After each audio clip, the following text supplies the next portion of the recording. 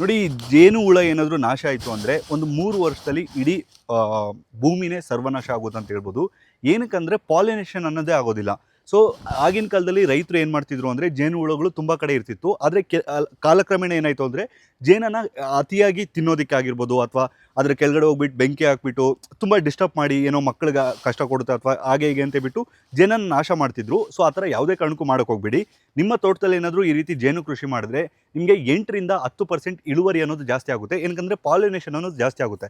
Pollination ಅಂದರೆ ಸಿಂಪಲಾಗಿ ಹೇಳ್ಬೇಕಂದ್ರೆ ಮೇಲ್ ಫ್ಲವರು ಫಿಮೇಲ್ ಫ್ಲವರು ಒಂದಕ್ಕೂ ಪೋಲನ್ ಗ್ರೇನ್ ಅನ್ನೋದು ಟಚ್ ಆಗಬೇಕು. ಸೊ ಅವಾಗ ಇಳುವರಿ ಜಾಸ್ತಿ ಬರುತ್ತೆ. ಕೆಲವೊಂದು ಏರ್ ಪಾಲಿನೇಷನ್ ಆಗುತ್ತೆ, ಕೆಲವೊಂದು ಈ ಥರ ಹನಿಬಿ ಪಾಲಿನೇಷನ್, ಕೆಲವೊಂದು ಕೀಟಗಳಿಂದ ಪಾಲಿನೇಷನ್ ಆಗುತ್ತೆ.